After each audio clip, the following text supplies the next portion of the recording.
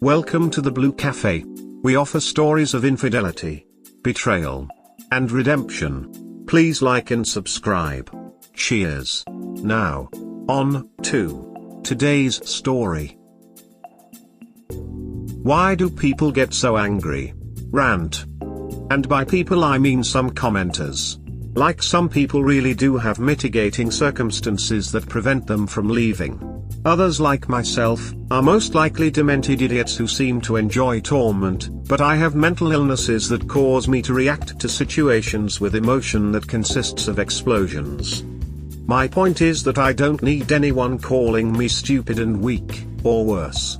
Chances are that we already know this, but by firing these insults at us you are only reinforcing the horrible things that our partners are most likely throwing at us as well. I myself haven't posted my story, so I haven't had this experience. But reading others' posts, and the advice commenters give, I sometimes can wear their shoes. So the attacks are taken personal as well. What I'm getting at is that if we are here, we are all hurting or in a position to be supportive of others who are. If that's not why you are here, you shouldn't be. I think it's more about negative reinforcement. The intentions are good but the language is caustic. At times the poster justifies the actions of the wayward so. Sometimes we need a kick in the butt to do the right thing. I need a kick on the head. With steel-toe boots. But I can say that to myself. No one else should. I'm a bitch. I own that. Maybe that's part of the reason he cheated. Maybe the whole reason. But even I can think of the poster's feelings before saying something mean. In person I say things I don't think through. But when writing, you take your time, edit, reword. It's not hard. Consider that the poster is already anguished. There you go, blaming yourself. Not allowing your wayward to be accountable for their actions. At least you seem to own what you have said and done. So I have strong feelings about this and I think we need radically different thinking than we have had in the past. I don't wish to offend, now I don't claim to be a scientist but this is just a message board. Books like Cheating in a Nutshell have proven how terribly damaging cheating is to people. On a micro-individual level I understand why people want to stay. I did too at first. But I try to also weigh my advice by all I have read and give general advice to try to save the poster additional long-term pain. I try very hard not to get emotional and be kind, though I will sometimes be blunt to put what is really happening into perspective. Also quite often many of these relationships have undiagnosed mental illness in them as well, such as personality disorder for example, again a tragedy. It should be noted that I have never once read posts of the kind where the person says, I think about it every day, sometimes from people decades later, from people who divorce. Often the ones who divorce quickly heal much faster and go on to have much happier lives. And I have been reading these sites trying to help people for years. I am not angry and I am really not trying to blame the victims, as often people stay because society does a very bad job of empowering them, so my frustration is more with society itself. That being said, I do believe people who advise people to stay in abusive relationships or even advise how to do so are given advice that is at times immoral. As exemplified by my links above, I don't see much difference between emotional abuse and physical abuse, and I believe they should be treated the same way. I think it could rightly be said that emotional abuse can have a longer and stronger impact. It is often generational, which is why it's imperative that it's combated and stopped as soon as possible. The best way to stop abuse is to extricate yourself from that situation. I think there is a moral imperative to prevent yourself from being continually abused, even if you no longer care for yourself, then for society's sake. Society as a whole is diminished if we allow the weak to suffer or be continually victimized without any consequences. Hell stories with some very horrendous abuse in them are often celebrated if the couple stays together. Frankly, I often find that so wrong-headed as to be vile. When one spouse spends the majority of their marriage living a double life and taking away another spouse's agency, even risking their health, for instance, to me that works an awful lot like emotional rape. So if that spouse suddenly has an epiphany after decades, changes and they decide to stay together, that is not something to be celebrated, it's still only a tragedy. Yes, it's good they changed, but it doesn't take away the loss. There are prominent sites, one in particular, and even subreddits here that chose to ban voices that speak against the emotional dysfunction of some of these marriages that stay together with adultery in them. Or voices who just say, look, trying to stay together with someone who does this to you is probably always going to hurt like this, no, it's not going to get much better. Therefore promoting this dysfunction, often with loud voices being the most dysfunctional. That is immoral. There are prominent counselors promoting magic thinking about reconciliation, often to sell books and give false hope to the desperate. When the vast majority of people now do not seem very happy, yet what is sold is the lotto-winning few who have recovered, with this kind of, this can be used, type sales pitch. That's immoral. To understand my thinking you have to understand that I have read literally hundreds of posts from people who were both raped and cheated on. Post where the op says the cheating was worse. Now don't be offended, I am not arguing if that is true or not. That is really a personal feeling and one that I would never assume to understand, since I have only been cheated on. What I will argue is that at least to some, cheating hurt more because they told me it did. So it's at least in the discussion. If one spouse raped the other, most people would say that marriage or relationship should end for so many reasons. If one spouse broke the other's bones by beating them up repeatedly, most reasonable people would say that relationship should end. Why is it because emotional damage is not visible to the naked eye that we don't see it exactly the same way? All of us as a society have a moral imperative to protect the innocent, even if that innocent person is oneself. If we don't, it diminishes us as a society and demeans the one suffering. Unfortunately, not everyone is in the position to leave, and that is a tragedy, but I would hope that we move to a place where we can empower them to be able to leave, or at least make the choice from a point of that empowerment. And we will. One day, as more and more studies like the book above comes out, this will cause a vast rethinking of all of this, and there will be a Me Too movement about cheating. So yes, in the cases where the abuse is continual, over a long period of time, or of the most heinous nature, it's immoral and hurts society for these marriages to continue in the same way it would if the injuries were broken eye sockets or burn marks. Imagine seeing a wife with a horrible scar down her cheek given to her by her husband. Would seeing them still together cause you to feel joy or sadness? How could I in good conscience give any other advice? Again, I am sure some don't like that answer, but you asked. I agree completely with everything you said. I am one who thinks leave. Of course, I didn't. So I see both sides. But I wouldn't call someone a nasty name or belittle them. That's all I'm saying. 95% of us here are on some level depressed. People make irrational and stupid decisions when they feel that way. Sometimes depression makes us feel that we aren't worthy enough to find someone good, so we don't even try. As a clinically depressed person, I can say that I feel we have no desire to do anything at all. Least of all defend ourselves. So to me, depression equals giving up. Why would we say something to someone that might push them to the edge? Tell the truth, absolutely, but don't act like a childhood bully about it. Here it is, sorry, long post on mobile. Advice. My story is long. It's also old. Anyone who feels the need to attack me, please save it. I don't need to be called stupid, weak, or anything like that because I already know it. Starts out with me doing wrong. He searched my device and saw that I had been on porn sites. Something I had never done before. But this is why I did it. He was having trouble in the bedroom and I felt like it was me. I thought maybe I could try new things for him to please him there. Within the first 10 minutes of his confrontation with me, I admitted to it and told him why. He said it was the same as cheating, which I guess I now agree, although it was not my intention and I wasn't doing what other people do when they go to those sites.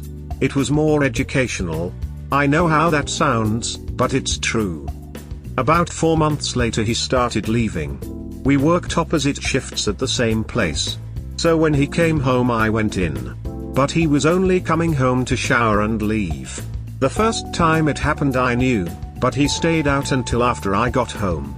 I got home at nearly midnight. Then he started doing it every day. And not even telling me.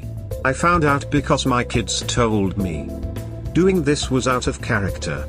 In the 14 years we'd been together he had literally never done this. So it was then that my eyes were opened. Less than a month later he left me. But he didn't actually leave. He was staying in our front yard in an unused apartment. And he told me he didn't love me anymore. And continued to go out all the time and sometimes stay out all night. I finally started going through his Facebook. I knew there was a woman. He'd go from not loving me, to loving me but not feeling it. Then there was the famous working on myself. I found messages from a woman we both know. They were just emojis. Seemingly random. Unread. But I felt like he knew the meaning behind them. Like maybe they were code. Regardless, he had no business even being friends with her. He had once said he would F the SHT out to her. And she knew we were together and had 4 kids together. She was married and has a son. He says he didn't even know they were friends. BS. You have to either send or accept request. I'm not that stupid. Things go back and forth and are really bad for months. He said I gave him too much credit when I said she was the one. Like WTF? Customers told me she was down there all morning talking to him while scratching lottery tickets. Now like I said, we both knew her. She used to come in on my shift all the time and would even stand there and talk to me. So when the customer told me this I thought they must be confused. CKAP, never before had bought tickets. Never. But when I asked, he confirmed. But he said she wasn't talking to him. Just other customers or our boss. She hadn't been in on my shift for quite some time. I put this together when he confirmed she was going on his. I also started to recall having gone to the store at least twice and finding her coming out when I pulled in. And guess what? She was the only person there. To make my story shorter I need to leave a lot of smaller details out. But her father-in-law came in one night. I had never met this man, or her husband. I live in a small town. Everyone knows about everyone. But he told my co-worker that she and his son had split and that she'd been seeing the guy that works here and called WS by name. He says it's my boss she was seeing and that the whole town, including her Phil, were using him to cover their affair. We had a conversation about my gut telling me that he was doing something and he said he was sorry. I asked him how far it went. He says they just talked on the last day he worked, literally days before Christmas. About what? I was very emotional and reacted badly. He said nothing. Then he changed it to I left you. It's none of your business. Eventually he said it was about their relationships. Now 3 years later he says he never said they talked at all. I know he's not doing anything now. He literally can't be. But I stayed, and now I'm paying the price. I already know all the things that some people will say. But I need validation that even without an admission of guilt that I am not crazy. 17 years with this man is nearly half my life. I didn't want to let him go. I am stupid. I am weak. I am so far into a deep depression triggered by a damn dream that I have to find a therapist in the midst of this COVID crap. Him calling out your poor news was just an excuse he used to cover up his deceptive behavior. He was already contacting the affair partner. He projected his cheating behaviors onto you and was pulling straws. You can't change your past, but you always have control of your future. Decide what kind of future you want and what gets you happiness and seek it out. Read a couple books to help. Why does he do that? And the body keeps the score. It's time to take charge of your life and seek out the true happiness you deserve. Exactly this. Don't worry if you were wrong or not to stay with him. The question you should ask yourself is whether you are better off with him at this point or not. And that will give you the answer as to what road you should take. I'm so sorry, sis. Gently, sounds like your husband has been unkind to you predating the affair. He was having TRBL in the BDRMBC. He was already sleeping W/AP. Then he projected his behavior onto you and used a porn news that was strictly for his benefit as a way to excuse himself for cheating. You did not cheat on him. How do you know he's not doing anything right now? You rug swept the entire affair. Who ended the affair and why? Are you with him 24/7? Have open access to his phone and all his social media accounts? Have you searched to see if he has a burner phone? He's not even remorseful. He's not a safe partner for you. A lot of PPS stay in bad marriages out of fear and the sunk cost fallacy, so I understand. But what you must understand is you're sentencing yourself to hell. You should be excited for future happiness. When's the last time you've been happy in a marriage? It's great that you're starting therapy. You need to start the 180 immediately. https://beingabeautifulmess.wordpress.com/the180/ please promise me you'll go to this link and read through it. Then start it. You can't control him, and you can't change the past, but you have total control over your future and whether you want to stay in this awful holding pattern or seek happiness. Good luck to you. Keep posting. What you have to do is to start thinking more about yourself and your children. I don't think you want your kids to learn that it's okay to live a miserable life. You don't deserve any of this. Unfortunately, you took the hard way. But you must have the strength to start thinking about the present and the future. There is no use blaming yourself for decisions that you thought were correct at the time. What is worth it is to focus on the decisions that you are going to make now. Keeping in mind that you must be selfish, for you and your children. While you are looking for therapy, there is a lot of material online that can help you. By the way, watching porn to want to do those things for your partner is not cheating. Good luck. Don't think anyone is going to attack you up. Honestly, I'm a little lost on this one. It was clear he was cheating, and if he considers watching adult content as cheating, I would think that's a talk that happens early in the relationship. If not, it seems a bit much to outright accuse you up front. Granted, you only have so much evidence, but if a whole area is covering for them, I would bet on at least TA and likely PA if he has to leave so often. Not saying this to increase your paranoia. Your therapist will likely have some helpful advice. Personally, I think it was admitted when he said, "I left you, none your business." From other reconciliation stories I have heard, it has taken 4 to 5 years of BS to feel any sense of normalcy again. Whatever you choose to do, I wish you the best top. I'm so sorry that happened. My ex-wife accused me of cheating when it was her, and worse, she was charging money for it. You're not stupid or weak or anything less than a strong and loyal wife. There was a time when even thinking if leaving or divorcing was what would be considered wrong, so I commend you on truly trying to do everything to hang on to your marriage. And also, though it sounds like he is in a hole for what he has done to you and very publicly, let's keep in mind there was something amazing about him that made you fall in love and start a family. People do stupid shit in life. People also put up with a lot of crap we might not otherwise have if we had better options, better support, or maybe felt better about ourselves as a whole. You've definitely been done dirty for sure, and he ought to worship the ever-living ground you walk for not having kicked him to the curb and into the gutter or worse. Females be mean and crazy as hell out there. He just doesn't know. Lol. But seriously, you're not crazy and you're not stupid, and in fact you're hella strong to endure what you have. I encourage a women's group or therapy just for the purpose of rebuilding your self-image and seeing the greatness that is within you. I can hear it by reading about your experience. You can find this kind of stuff online. I do recall you said small town and everybody knows everybody's business. TED Talks is a positive online life coaching type self-help. You can pick different topics of your choosing. You're a good mom and hope you find the happiness and respect you are worthy of. Smiley face. He's in a burn unit and I'm in hell. Rant. I told my story a couple of weeks ago. 3 years ago I realized I was probably being cheated on. I rug swept, I suppose. Wasn't the plan. But this relationship was abusive in every sense. And my coping mechanisms were to not piss him off, so keep quiet. Couldn't ask questions and wouldn't have gotten answers anyway. So I had a dream that triggered my CPTSD.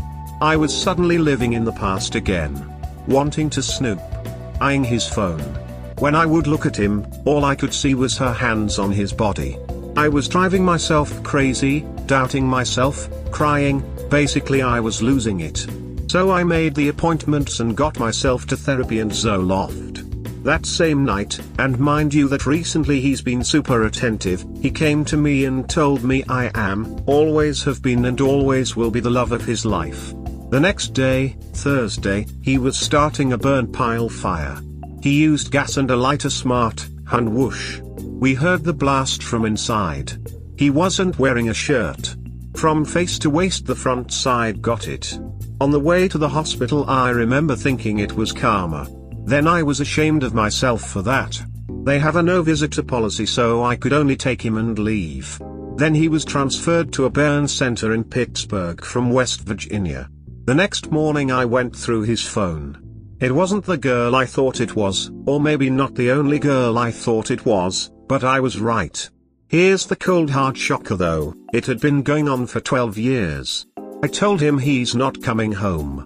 He actually said he has to. I have to let him. At least for a week because he's all bandaged and has no wallet, or money.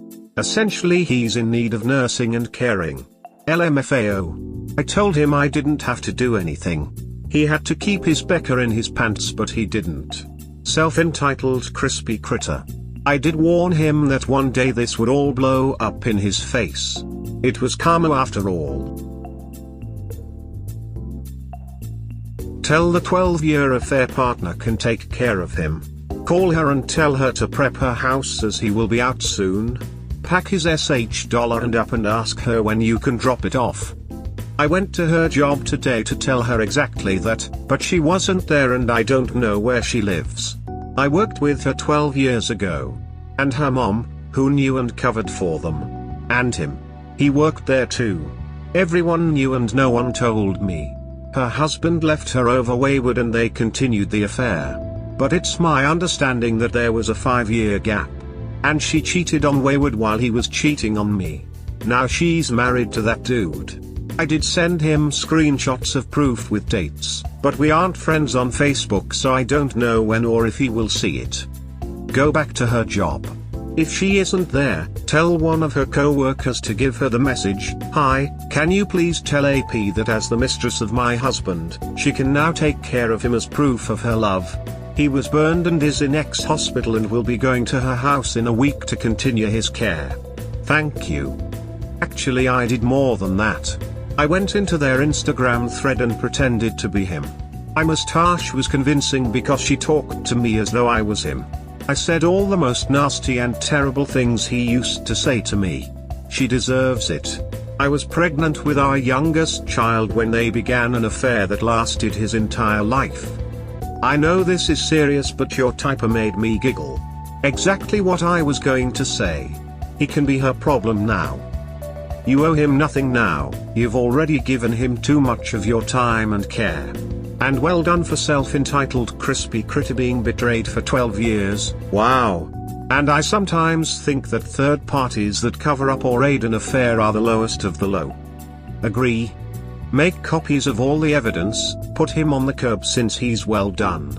Give him his cell phone and tell him to contact whoever to come get him. If you factory reset the phone and delete his contacts, oops. Normally, I wish everyone good luck. I think that would be a little excessive right now. I love since he's well done. The fire jokes are my saving grace.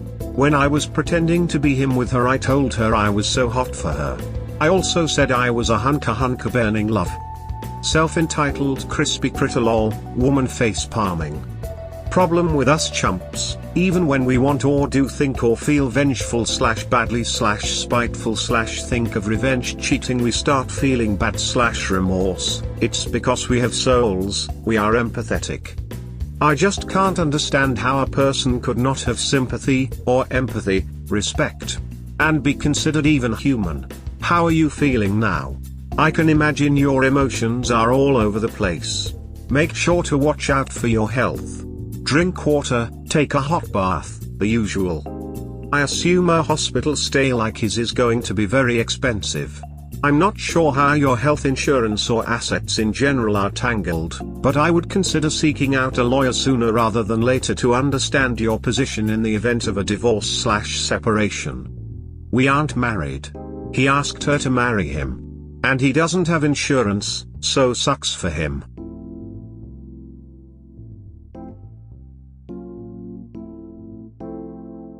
We hope you have enjoyed today's episode. Please comment, like and subscribe. Cheers. Have a wonderful day or night, wherever you are.